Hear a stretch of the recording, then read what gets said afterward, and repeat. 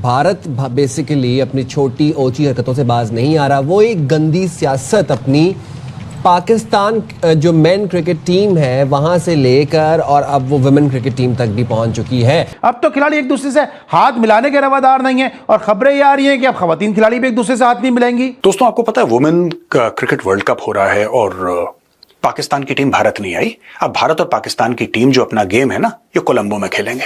शाहीन शाह अफरीदी, बाबर आजम और रिजवान तीनों के एनओसी कैंसिल कर दिए हैं। ये लोग लीग्स खेलने जाते हैं, वहां पैसे वैसे भी कमा लेते हैं। लीग्स का स्टैंडर्ड कोई इतना हाई नहीं होता है। हाँ जी, पार्ट टाइम काम खत्म। अब मसला ये है कि जो पाकिस्तान वुमेन क्रिकेट टीम का मैच होना है भारत के साथ, अब सवाल ये है कि उसमें हैंडशेक होगा कि नहीं होगा। पार्ट टाइम वाला काम खत्म हो गया। अब आप अगर पाकिस्तान क्रिकेट के लिए खेलना चाहते हैं तो फोकस पहले यहाँ रखें, अपने गेम को बेहतर करें, बजाय इसके कि पूरी दुनिया में लीग्स खेल के आए, पैसे भी आ गए, सब चीज हो गया, आप कंप्लेसेंट हो गया। जो मैच होने वाला है 5 अक्टूबर को पाकिस्तान और इंडिया की खवातीन क्रिकेट टीमों के दरमियान, जो एक और संडे आ रहा है। 3 संडे पाकिस्तान के पहले खराब हुए, जो पाकिस्तान के 3 संडे सितंबर में इंडिया के साथ मैचेस हुए, और अब एक और संडे है। बिल्कुल सही है कि अगर आप मतलब जो सारी एनर्जीज वहां लग रही हैं, उधर थक के आके फिर यहाँ हिसाब से परफॉर्म नहीं होता, तो पहले तो जिसके लिए अपने मुल्क के लिए खेले ना। प्रोपेगेंडा साइम, या तो जो बीसीसीआई यानी कि जो बोर्ड है आपका, वो आपको इस बात की तरगीब दे रहा है। सेक्रेटरी दी वजीद साइका कहते हैं जी कि गारंटी नहीं दे सकते कि खवातीन खिलाड़ी हाथ मिलाएंगी। अब आप सोचें, जब आपका बोर्ड आपको ये बात कह रहा है तो उन प्लेयर्स पे कितना प्रेशर होगा। और फिर देखिए इंजरी हो जाती है, फिर जब आपका मेन टूर्नामेंट आता है या मेन आपकी कोई सीरीज आती है, उसमें आज वो लीग खेलने गए थे, वहां इंजरी हो गई उनको। हाँ, ऐसे ही है। ऐसा भी है, बिल्कुल यही प्लेयर। बिल्कुल मैं सख्त सपोर्ट करती हूँ इस डिसीजन को, बहुत अच्छा हुआ।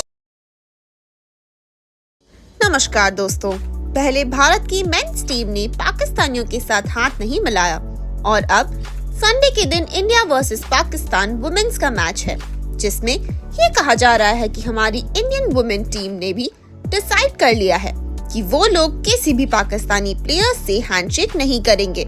इसीलिए अब पाकिस्तानी मीडिया ने फिर से अपना रोना धोना शुरू कर दिया है और मैच से पहले ही उन्हें बेइज्जती महसूस हो रही है। खैर, अब मजा तो तब आएगा जब संडे को हमारी विमेन्स टीम भी उन्हें उसी तरह हराएगी जिस तरह हमारे मेंस टीम ने हराया था।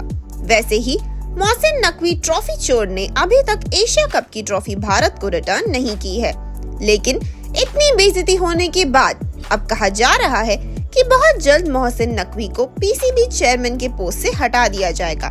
इसी टॉपिक पर चलिए आगे इस वीडियो को देखते हैं। चैनल को सब्सक्राइब और वीडियो को लाइक करना ना भूलें। भारत बेसिकली अपनी छोटी ओची हरकतों से बाज नहीं आ रहा। वो एक गंदी सियासत अपनी पाकिस्तान जो मेन क्रिकेट टीम है वहां से लेकर और अब वो वुमेन क्रिकेट टीम तक भी पहुंच चुकी है।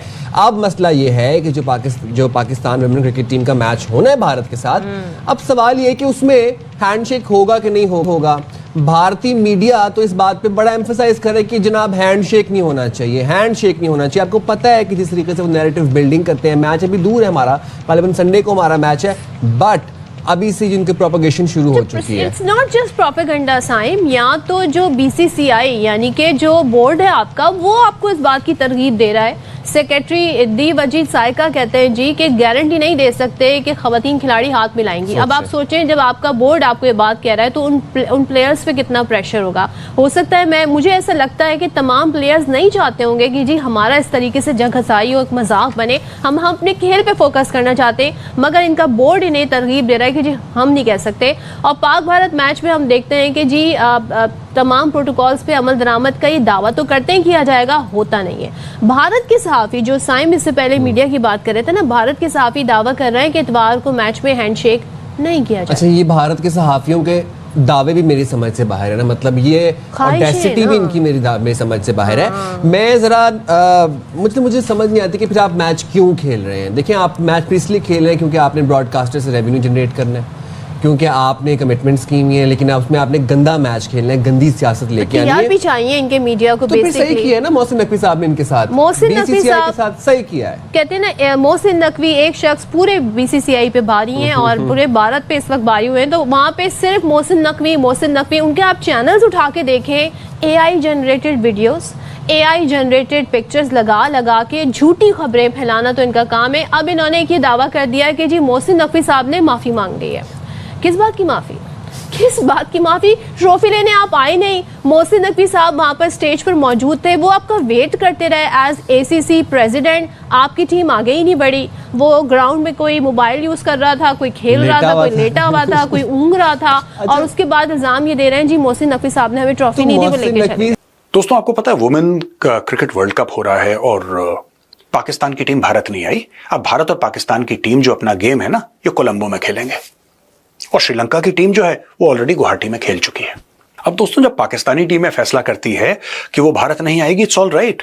आपने देखा किसी को हम कंडेम करते हैं, तुम्हें जरूर आना पड़े, we don't want you to come to India यार। I as an Indian will be very upset. मैं तो जब भी गाड़ी चला के जाता हूं चाणक्यपुरी के आसपास, एंड इफ मेरा दिन खराब है, and if I look at the Pakistani high commission, I feel bad that why is this blot upon the landscape there in Delhi. अच्छा शहर है दिल्ली, पता नहीं पाकिस्तानी हाई कमीशन से पूरा खराब कर दिया, बदसूरत एक दाग है। That is my opinion. अब एक और बात आपको बताता हूं, रिसेंटली शाहिद अफरीदी एक्शन में आ गया दोस्तों। यहां पे it gets a little tricky.